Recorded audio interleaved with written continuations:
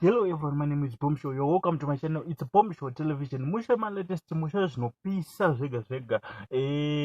Guys, rega ntangene kutenda avo vari kusubscribe, vari kulike nekushare my videos edu each and every day. Our channel is growing.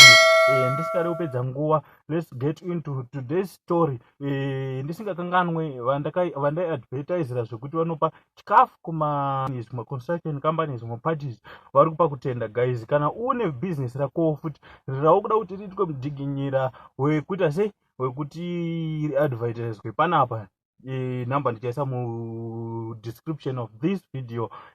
Mungogara maita sei matibata muwana nawo nema customers enyu. So tisikanyanyopedza nguva, let's get into today's story, the latest one of today.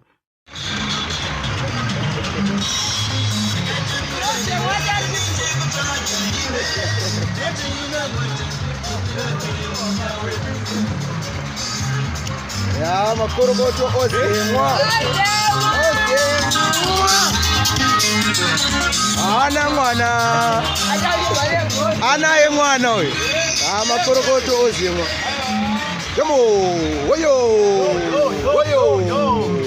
Ozemwa tufule baba. Ana mwana. Anaye mwana. Huyo. Woyo.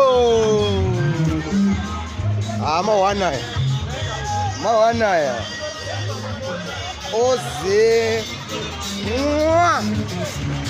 Nisina mwana. That's party grinders, party neji. Jamani, watu pembero ne wane wateja mbili. Jamani, motivos kama kusena naye ndimo timu atatira uya. So ndo motive ya Ozemwa. Jamani.